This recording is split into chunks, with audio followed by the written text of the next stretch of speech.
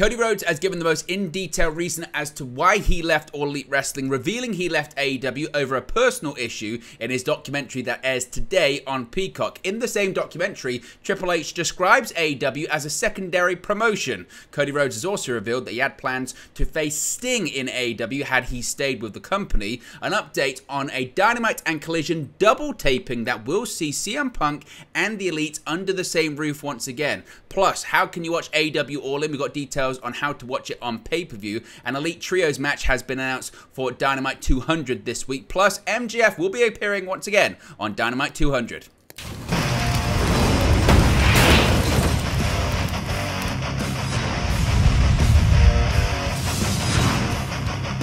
Hey guys, welcome back to Wrestling News 365. Hope everyone is doing very well. As always, there are plenty of news stories to get into in the world of All Elite Wrestling. Let's start off talking about Cody Rhodes, who has opened up about his departure from All Elite Wrestling in his new WWE Peacock documentary. This is absolutely fascinating stuff because Cody Rhodes has given the clearest indication yet of why he left AEW. Of course, Cody Rhodes was one of the key figures in forming AEW, along with the Young Bucks and Kenny Omega in early 2019. Those four men were made executive vice presidents in Tony Khan's upstart company, which is why the wrestling world was absolutely stunned when the American Nightmare and his wife Brandy walked away from AEW in early 2022. The American Nightmare kept that nickname and his whole presentation when he returned to WWE a few short weeks later at WrestleMania 38, and since then fans have been eager to see him finish his story and finally become the WWE champion, a feat his legendary father, the American Dream Dusty Rhodes, never achieved in his career. In a clip from his documentary Becoming Cody Rhodes has opened up and alluded as to why he left AEW, to the shock of many in early 2022, dispelling many rumors from that time. Quote, "This is my one request in this entire documentary. This one answer I don't want edited in any capacity. Don't even edit this part. I can't tell you why I left AEW. I can't and I won't, but I'll tell you the reasons that were said that didn't actually matter. I didn't leave AEW because of money. I didn't leave AEW because of other talents. I left AEW because of a personal issue. That's it. But the byproduct of leaving AEW is the opportunity to go for the biggest dream I ever had and the first dream I had in my life." Now, Cody Rhodes' immediate future sees him clash in a rubber match with Brock Lesnar at SummerSlam. Both men have picked up a victory over each other since Lesnar caused issues between them by attacking the American Nightmare on the night after WrestleMania 39 on the Raw after Mania.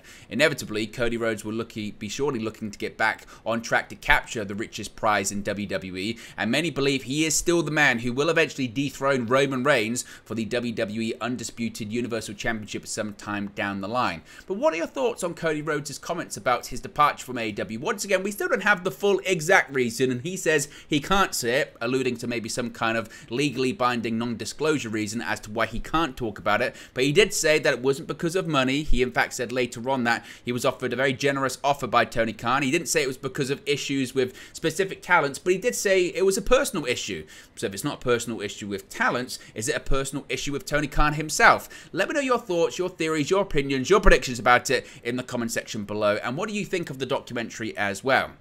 Now, in the aforementioned documentary, Triple H takes a swipe at AEW, and I'm really interested to know your thoughts about it. As I mentioned, today marks the day that the much anticipated documentary, American Nightmare Becoming Cody Rhodes, is finally released on Peacock. In the film, Rhodes talks about his struggles during his first WWE run, why he left and why he came back. Many wondered if he would be allowed to talk about AEW or even say the company's name. Well, Cody Rhodes did indeed speak about AEW and use their name, and he wasn't the only one. Triple H, WWE's chief content officer and the person who went head-to-head with AEW in the Wednesday Night Wars as the executive producer of NXT at the time, had something to say about AEW as well. One clip in the documentary shows Rhodes talking about why he left Tony Khan's promotion, as I mentioned earlier on. He said, quote, "This is my one request in this entire documentary. This one answer I don't want edited in any capacity. Don't even edit this part. I can't tell you why I left AEW. I can't and I won't, but I'll tell you that the reasons that were said that didn't actually matter. I didn't leave AEW because of money, and I didn't leave AEW because of other talents. I left AEW because of a personal issue. That's it. But the byproduct of leaving AEW is the opportunity to go for the biggest dream I ever had, and the first dream I ever had in my life." Now, Triple H then expanded upon this, because the American Nightmare, becoming Cody Rhodes, then cuts to Triple H, who talks about Rhodes' journey and dreams. Quote, to then take that gamble again and say, this is not what I wanted to be. I didn't grow up dreaming of being the champion or the face of a secondary promotion. I wanted to be the WWE champion. Though Triple H is taking a small shot at AEW, of course his words are true. AEW, for all their successes, is still second to WWE in terms of ratings and attendance. Still, it's surprising not only for Cody Rhodes to say the word AEW in a WWE documentary, but for Triple H to acknowledge their existence. WWE under Vince McMahon was widely known to act like no other wrestling promotion outside of them, and WCW has ever existed. It's not the first time WWE has mentioned AEW, however. Sami Zayn brought up the company in a Raw promo several years ago, back in 2019. Who could forget Triple H ribbing Billy Gunn when DX became members of the WWE Hall of Fame in 2019? During their induction speech, Gunn, who had been fired from WWE years before and now worked for the new AEW, joked that he didn't have to thank Vince McMahon because he couldn't fire him again. Triple H took the mic and said, quote, Billy, let's be honest, he will buy that pissant company just to fire you again. To that, the crowd chanted, AEW, AEW. Keeping up the fun, Shawn Michaels added, you can always count on old Billy Gunn to overpromise and underdeliver. Well, we'll appreciate you being out here and being all in.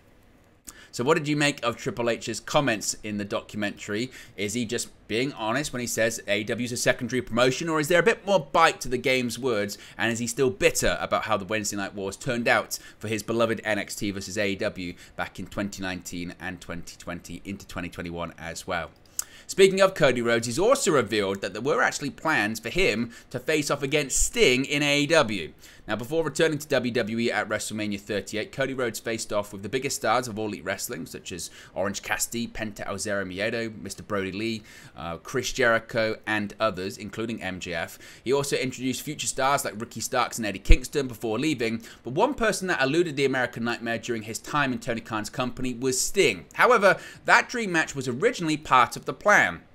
During an interview with comicbook.com, the Raw superstar revealed he was meant to step into the squared circle with the Icon during the former EVP's meta heel run in 2021. However, Triple H and WWE made a slightly better offer. Quote, I was going to wrestle Sting, he confirmed. I don't think I've ever shared that with anybody, and nothing was on paper or anything like that. But I can say I got a tremendous offer from AEW creatively, financially, the full package. It was a tremendous offer, but the offer wasn't right for me. What I wanted to get back to was the first goal I ever had, which was winning the WWE Championship. But yeah, that probably would have been the end game. That's what had been discussed, was to get one match with one of my heroes, Sting. Of course, he's referring to if he had stayed with AEW in late 2021, early 2022. While they never got to see the culmination of the storyline, Rhodes and Sting did tease a future confrontation in December 2020 when the WWE Hall of Famer made his surprise debut in the promotion. He was welcomed by the grandson of a plumber. The Stinger was slightly dismissive and finished the confrontation with a see you around kid,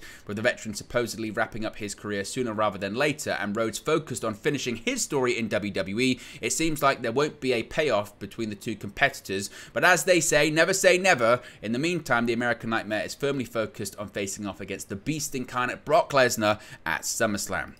Now, this is certainly going to be very, very interesting, isn't it? Because a double taping for AEW Dynamite and Collision has been announced for August 23rd. The shows, which will serve as the go-home shows for AEW All In at Wembley Stadium, will be held at the Gas South Arena in Duluth, Georgia. Obviously, with Collision taking place the day before AEW All In, the crew will need to pre-tape Collision, which airs the day before the event. Per the events page on Facebook, quote, the final stop before AEW All In will be in the greater Atlanta area, Duluth, Georgia, at Gas South Arena on Wednesday, August 23rd for AEW Dynamite Live and AEW Collision under one roof on the same night.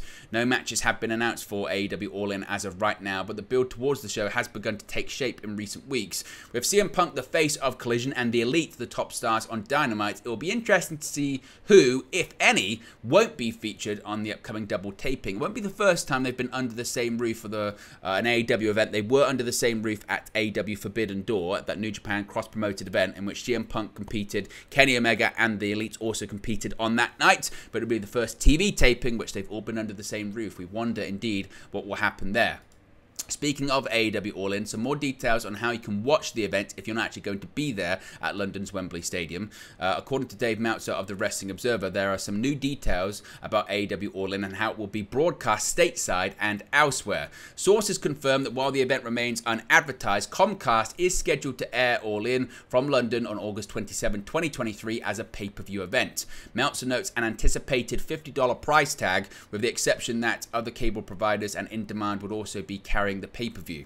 While AEW has not announced it yet, Andrew Zarian of the Wrestling Observer has also confirmed that Johan Promotions is planning to air the event at movie theaters, as is customary for other AEW pay-per-views. While All In may have sold an astronomical number of tickets thus far, there continues to be no specific card announced by AEW, with less than a month to go to the event. So when do you think they're going to finally start advertising some matches for the biggest event in company history? Let me know your thoughts about that in the comment section below. Now, this week is Dynamite 200, and while we may not have matches announced for AEW All In, we do have matches announced for that show. This Wednesday night, All Elite Wrestling will be celebrating 200 episodes of their flagship program, AEW Dynamite, in the company's home state of Florida. Tampa will be the site of the event, and the company will be putting 3 of the men most responsible for AEW's early success in one of the main events, Kenny Omega and the Young Bucks. Tony Khan announced on Twitter that the three AEW originals, collectively known as the Elite, will be facing off against veterans and tag team partners Jeff Jarrett and Jay Lethal, as well as relative rookie Satnam Singh. For Singh, who debuted in June 2022, it'll be only match number 19 in his short career. By contrast, Jeff Jarrett debuted back in 1986, wrestling for his father's promotion based in Memphis, Tennessee, the CWA. However, while Jarrett has wrestled over 2,000 matches in his 37-year career, this AEW Dynamite will be the first only time he's ever shared the ring with former AEW World Champion Kenny Omega or his partners, the Young Bucks. So certainly a big trios match announced for the 200th episode of Dynamite. Not the only thing announced for the show though as well, because the AEW World Champion MJF will also be appearing on the show. On the July 29 episode of AEW Collision, FTR defeated MJF and Adam Cole to retain the AEW World Tag Team Championships. The finish saw Maxwell Jacob Friedman take the bullet for Cole and ended up being rolled up by Dax Howard of FTR to retain. Following the bout, Friedman contemplated turning on his friend, but he instead hugged Cole to end the show.